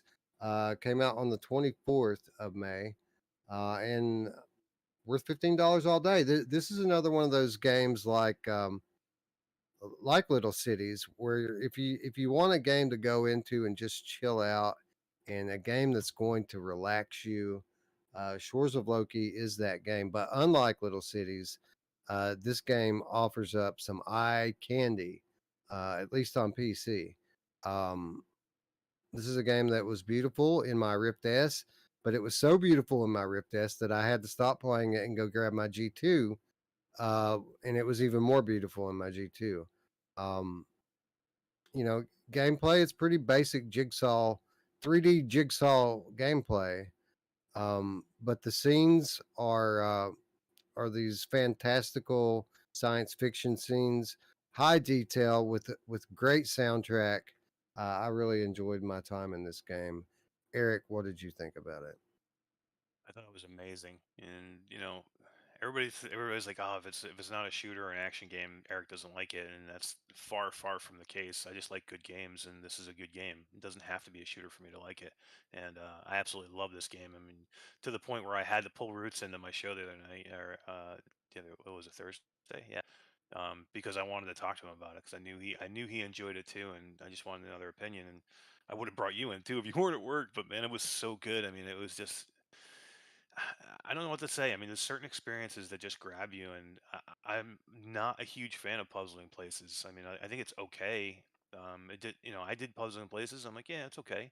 This thing had a profound effect on me. I don't know what it was, whether it was the music, whether it was the aesthetics, whether it was the sound the puzzles make when you put them together. You get the stone puzzles and you go to put them together and they make that stone on stone chiseling sound. The wooden ones when you're doing the one that's in the water that's like a dockside, you put those things together and it sounds like pieces of wood hitting each other. And those little types of things make an experience so good. The feeling you get when you actually get a piece to connect, there's something about it that's special that just makes you, and then there's like a little vibration in the controllers. There's a sound that comes out when you complete a puzzle. There's like a vibration and like a sound and like almost like a celebration. The It's way that satisfying, right? yeah, I don't know what it is. It's like I can't even put my finger on it to say what it is exactly. Maybe it's a combination of everything, but there's something about it that just really sparks something that I was like, this affected me in a way that most of these games don't, and so it was super cool. Roots. This is a Colorado time game, isn't it? It's Yeah. trippy. Yeah, it's very Yeah. trippy. And like I told Mash when I was talking to him about it, it's special. Like, remember that Tin Soldier game? Like, and I was saying, like certain games, they just feel kind of special. Like, there's a specialness to it. It sounds kind of cheesy, but, and even though this isn't the longest game yet, it has enough game for $15. And the best thing is you could walk away from this thing, I guarantee, for 6 months and come back, and there's going to be a shitload of content. That's what these devs do, and they've already said so as much that they're, I enjoyed every bit of it. I'm not much of a puzzling person. I didn't try puzzling places for the exact reason that you described. I don't want to play a puzzle in real life. I don't care if a regular puzzle seems kind of boring to me to do in VR, but this is something different. And I just really enjoyed it. I enjoyed every minute of it. And it's something I do intend to go back in and finish. So Yeah, yeah. I agree. Um, I've enjoyed my time so far, and next time I need to just chill out and decompress. Or next time we have Colorado time come to Kentucky, yeah, Ooh, this might be one that I reach for, right? that's happy right. time. Uh, our friend Gamertag VR joining us in chat, as is Boy Brown. What's up, friends from across the pond? Good morning. Ooh, I think GT, GT just dropped a key or something. Looks like a he quest key did. or a Ooh, Shores of Steam or Loki, good. Steam key. Oh, hell yeah. Yeah. nice. There you go. Somebody, somebody get your Shores of Loki. Get it quick. Tech already Snatch it has it. up. Go grab that game, man. Go grab this game. Roots was right though. It's just content, man. They just need more. You know what I mean? It's a little disappointing. There's only 4 puzzles, but again, for the price, it's worth it. Worth it Yeah, for the price. 15 And they bucks. say Yeah. at the end of it, because I talked to Traveling Man, or we all talked to Traveling Man, and he beat the whole thing. He got the trophy too for not having to take any hints. Wow, good on you, bro. Don't take any hints. But yeah, and it says at the end of the game, more coming. So they're gonna put more puzzles. Puzzling Places was the same way. When they launched on App Lab, they only had a couple of puzzles. There wasn't much to it, and they just kept adding to it and adding to it, and that probably was the reason they finally got themselves on the App Store or on the Quest Store off of App Lab. Are they off of App Lab? Because I didn't see them listed on Quest Store. That's the reason they're not in the Quest Game of the Month conversations, because they weren't on the Quest Store when I brought it up. I'm pretty sure they came off. I mean, I could be wrong on that, but let me look. Yeah, Yeah. I went to the Quest catalog and hit browse all, and and sorted by release date, and I did not see it. Now you got me really thinking, but I thought it did. I thought it was because I was always touting it as one of the special games. There's not many games that make it out of App Lab onto the yeah, Puzzling Places is on the Quest store, 14.99. Not Puzzling Places, Shores of Loki, bro. So No, it's no, Shores of but Loki. I'm talking about. I'm talking. I was just Okay, talking. I was okay, I mentioning got you. Puzzling Places because it started out as an App Lab game, and they didn't have much content, just like this game. That's what I was saying. And Okay, I got they you. I got actually you. made them, and I think adding the content to it was what got them out of App Lab. So that's why I think this game right now, the only downfall is that it's short, but it will get itself out of it. So I Cool. think this game will eventually be on the Quest store, just like Puzzling Places. Nice, nice. Okay, I missed that. I missed that part of it. Yeah, So no my worries. bad. No worries. It's late. All right, uh, 11 days before that, we had a new horror game get added into the PCVR library, and a solid one. You know, despite being an indie game, Afterlife VR came to us from Splitlight Studio. $14 for this game, and worth every penny. Not the longest experience, but long enough, especially at that price point. And while it is noticeably indie, it's pretty decent quality game. I mean, they didn't reinvent the wheel here. This is a typical VR horror game, but in an age where so many of these indie devs fuck up the recipe, these guys actually nailed it pretty well. So I played this game all the way through. I enjoyed it, and absolutely deserves to be in this conversation. Roots, what did you think about Afterlife VR? Yeah, I thought it was definitely good. Like it had suspense. It definitely creeped me out in many ways that I normally don't get creeped out. I didn't finish it, but it was I could see myself finishing it if I were inclined to. Um, love these type of games like you do. It's definitely really good for an indie game for sure. Eric, Afterlife VR? Yeah, I thought it was cool. It was cool. I'm glad you went and finished it and to see what the completion was. This is definitely your type of game for sure. I mean, I like these games too, but nowhere near as much as you. So I'm glad you went and finished it. And I think you said you really had a really good time in it. You said it wasn't like groundbreaking or anything, but it was fun. And for the price, I think it's worth it for sure. And I think it's done well. And how long do you think, Wes, if you were gonna do the whole thing? And I forget. Let me consult Steam on that one, see how long it took me.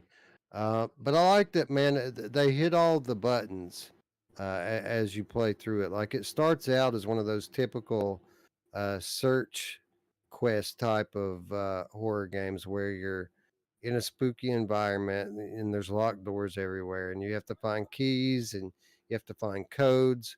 But what they did well during that portion of the game was set up the story, which is what drives the game. The story drives this campaign.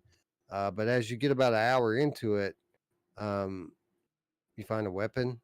Enemies start coming at you, and then the story kind of takes a little bit of a twist and becomes very interesting. So by the time you get to the end of it, uh, you've kind of moved away from this kind of search and fetch type of a gameplay to a horror like shooter.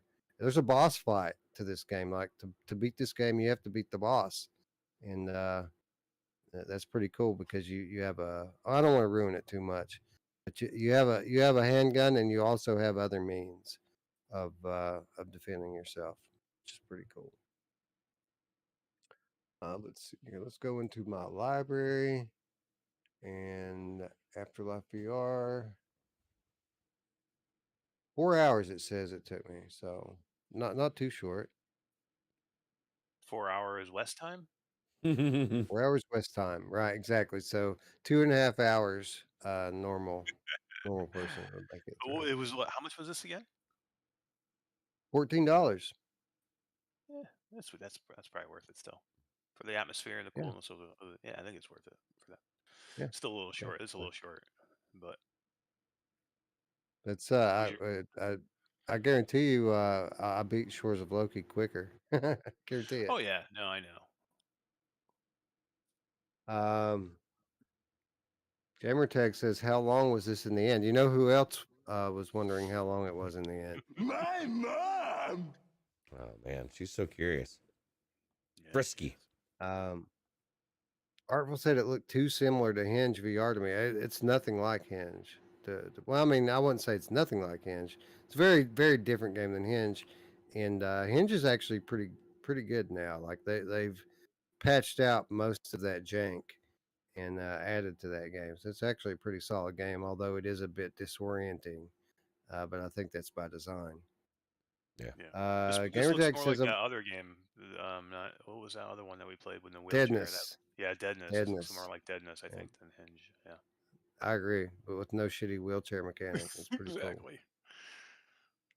Uh, Gamertag says very much looking forward to State of Play later today. Man, I'm looking forward to this like nothing else. Like I can't think of another event since I've been following VR that I'm looking forward to more than today's State of Play.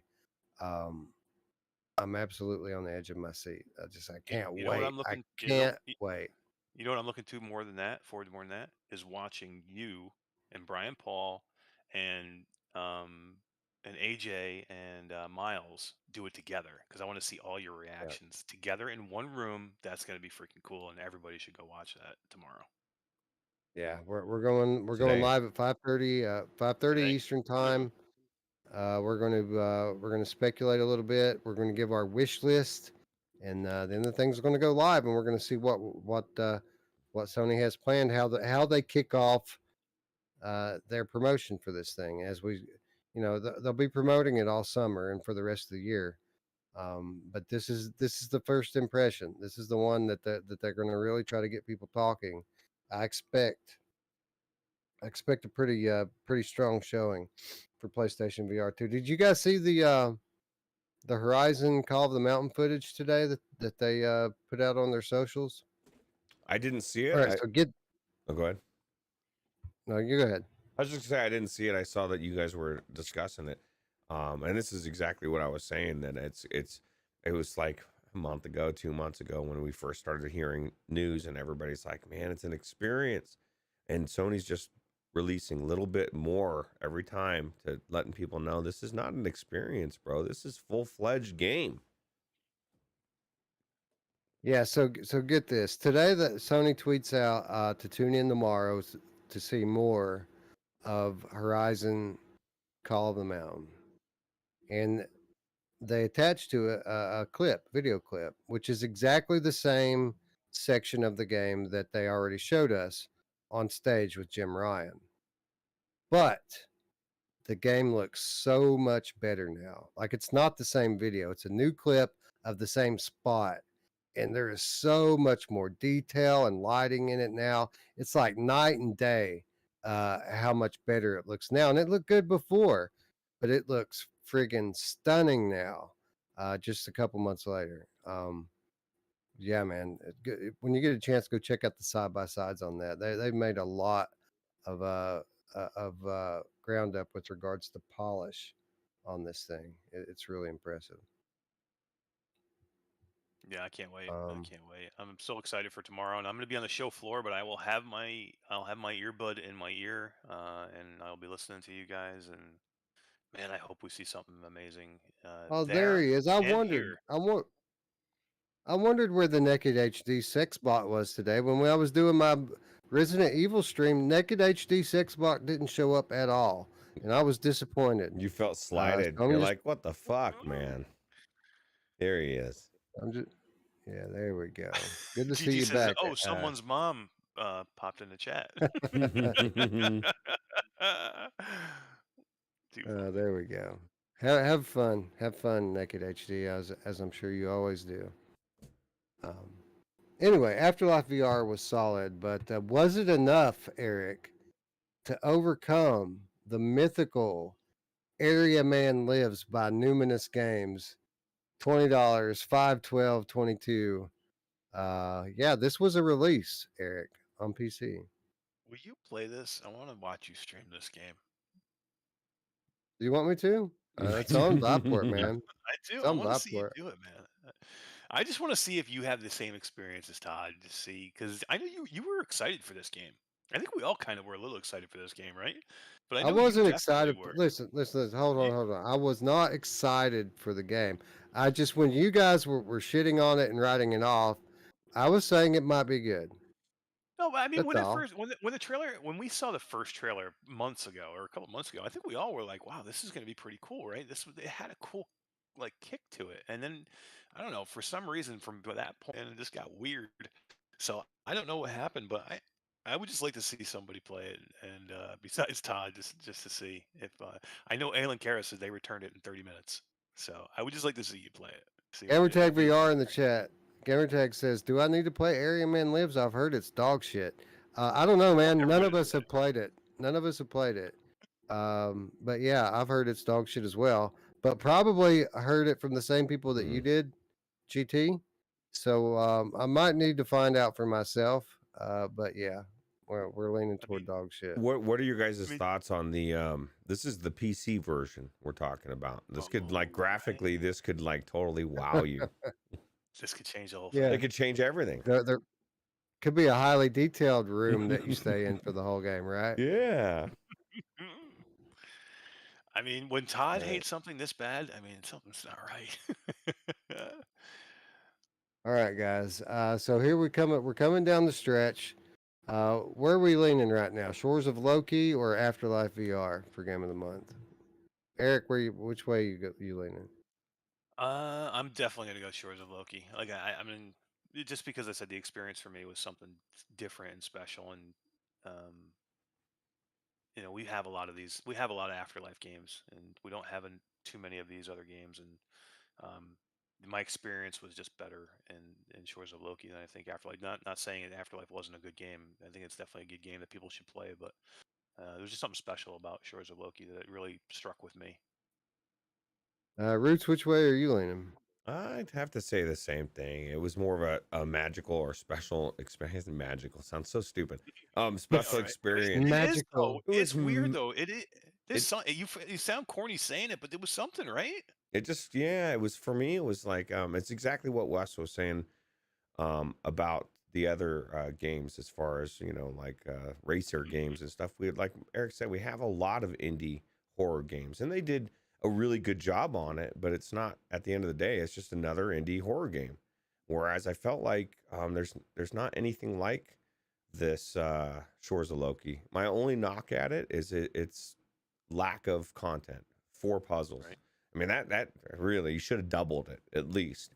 But I know I give them a pass because I know that I because of what we saw with Puzzling Places, and it's the exact same thing. I guarantee they're gonna give you a lot more content down the road. So All right. So as we come down the stretch, you guys are leaning Shores of Loki. I'm leaning Afterlife VR. We're all very critical of how short these games are, even at their modest price points. But as we come into the last selection and the first release of PCVR in the month of May, we're coming into a game that's over twice as costly and even shorter. mm,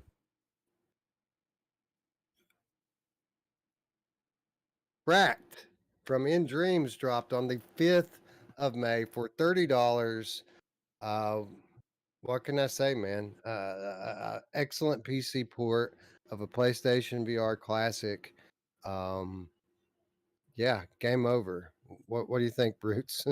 yeah, no, I mean this it was a good game on PlayStation VR. It was a phenomenal game on PC, and the only knock I have about it, well, I guess there's 2 knocks. I wanted more story, because the story is actually kind of intriguing, even though you don't have much of it. They really could have done an amazing job if they had more time or more money to make that story. But there's really not anything I could knock about it outside of the length, because everything that is negative about it is because I want more. So yeah, You're a smart uh, man, Wes Dillon. Wes Dillon, you're a smart man. See, guys, this is what Wes does. He knows that if he comes out and talks about Fracked first, we will never give Shores of Loki or Afterlife the light that it deserves. So Wes is smart. He holds Fracked to last because he knows that we're all going to pick Fracked because it's that freaking amazing and it's that good. And we've already, how many times have we already like fallen over Fracked and talked about it a million times? Wes is smart. He knows that Afterlife deserves to be talked about. Shores of Loki deserves to be talked about. They're that good of experiences, but Airyman eh, lives oh yeah, Harry Miller Yeah. lives. Sorry, Yeah. sorry, but yeah, I mean, Fracked is hands down it's one of the best games I've ever played. Yeah, it's awesome. It's an awesome 3 hour uh, breakneck action campaign. It's an excellent game with a beautiful art style, great sound design, and it's fun to shoot shit in VR, and that's what you do here, nonstop, with a good story, like Root said. I mean, it's quality work. It's the same thing that we've been getting from In Dreams for a while. Great games in small doses. I'm hoping that the next gen brings some games from them with a little more heft, something I can sink my teeth into over the course of a week or longer, would be great. Yeah, absolutely. Corporate Zombie says he played it on Viport, but you had to download it within a certain time. What was that about? I don't know. I mean, this was one of those games you got with the year, uh, Viport Infinity, or not. I guess not Viport Infinity. I guess it is a year long. Yeah. So I don't know. I don't know why it would be timed. Either you have the year thing or you don't, right? If you didn't get it before the deal ran out, maybe because it was only like it was with a deal. It was like how they do the specials, where if you buy it within a certain period of time, you get that game permanently in your library. It's not something that can pop out, and go away. You'll have it forever. But I think you had to do it before that was up, and they went to the whatever next deal they had. I got you. Well, you better pay attention. Got to jump on that quick. Gamertag VR Fracked was good on PSVR and is a mega fun for a one-time playthrough, but I was bored the second time on PC. Really struggled to enjoy it. Unfortunately, that was not my experience. I had fun playing it all over again. I played through it in a day, or in a short session on PlayStation VR, and didn't pick it back up again until it came out on PC, and then I enjoyed it all over again. Especially the skiing sections were super fun. The boss fight at the end is freaking incredible. I really enjoyed it all over again. There were parts that I'd forgotten about, like the fight at the indoor, like the greenhouse thing, where there's guns everywhere. Like there's all over this like three layered, 3-story facility with zip lines. I mean, it's really fun. Um, I enjoyed it a lot. Same here. Me too. I could play this game. I could play this game all the time. This is like an after the fall game for me, where I could just keep going back to it. I just like it. If they had like a horde mode in this game, that would be sweet. I would do that too. Yeah, it would be pretty cool. I want what I want is I want 10 skiing levels Yeah. with branching paths and a leaderboard for like speed running. You get points for finishing quickly. You get points for killing enemies. That's what I want. They could do that so easily. They could knock that out in like a month of development. They could knock that out, and then the game would be endlessly replayable. GT says he might start smoking weed again. Helps you forget that last playthrough. Dude, it makes you forget the last 30 minutes, bro, and let alone the last Perfect. playthrough. It's like you're playing new games all over again.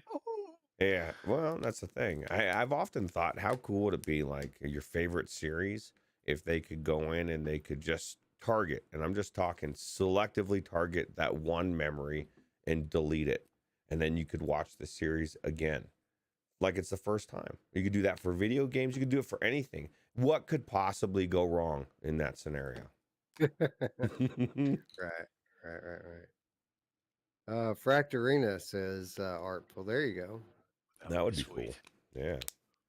Oh yeah. Boy Brown says it's a shame Fracked hasn't got the replayability of Phantom Covert Ops. You know what it is they went back into Phantom Covert Ops and patched it with the same kind of shit I just suggested for this game. PCO wasn't like replayable at first. They added all that stuff in afterwards to make it replayable, and a lot of people just now discovering how good Phantom Covert Ops is. I know Todd just played it. I saw people in my Twitter feed today. What was it? Steve just freaking played this game for the first time. Really? Yeah, man. It's one of the best titles in the Quest catalog, and people are still just now playing it for the first time all these years later. Remember the first Think time about we heard about it and we were laughing because we were like, the kayak. concept, you know what I mean? Like, but they did it. It worked so well, but it was like that. We just thought it was weird, right? But that's the best games. Think outside the box, and they bring you something that you would have never thought of to begin with. And Dreams keeps doing that, right? So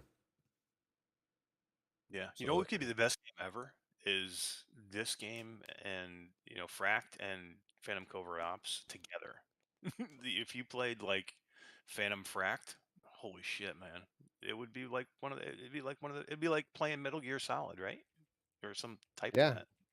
yeah, that's what we always say, right? Is like same thing with the Archaeact. If you were to take like Evasion and put it with Freediver Yeah. and then ratchet it up, and then it would be Hubris.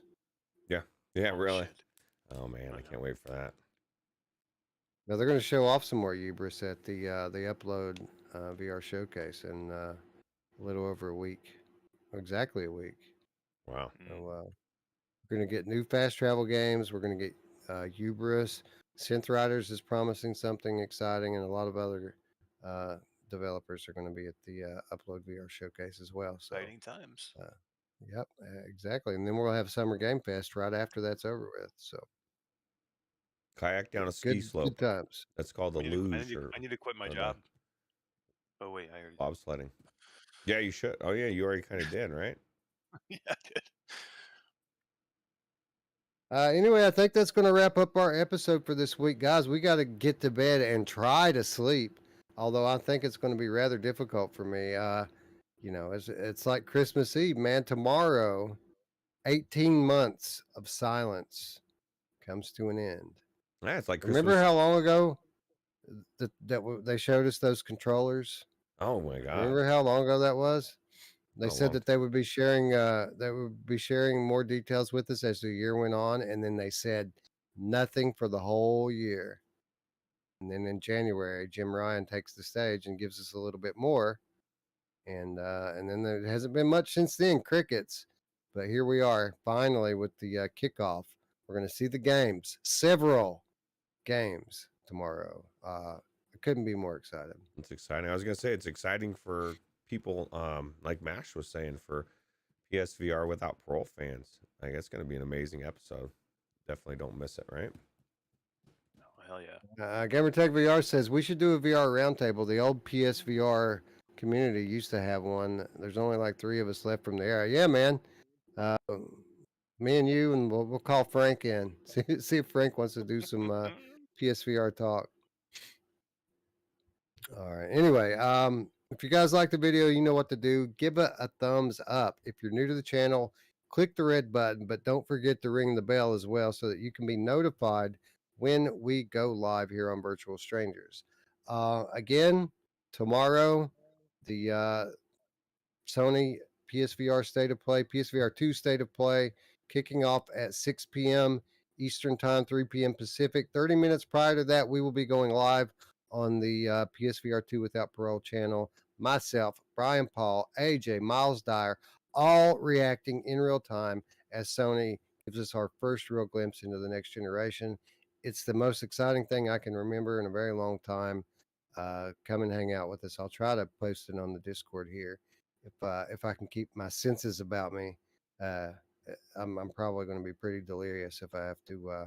If I'm being honest, I'm probably going to be out of my mind. But I'll try to remember to post it on Discord. If you guys are subscribed over there like you're supposed to, then you won't need that. You'll get the notification. Anyway, Virtual Strangers Discord, we just mentioned it. There's an invitation to that down below. Be sure that you come and join us in the community there. This is where the conversation continues when the show is over. This is where we talk about a lot more than VR there. And it's a good place to network multiplayer and a lot of good people on there. So come hang out with us if you haven't already. Anyway, with that said, friends, I'd like to thank you all once again for watching. For Roots and Eric, I'm Wes. We will see you tomorrow, friends. So excited. See you then. Bye now. Take it easy. See you later.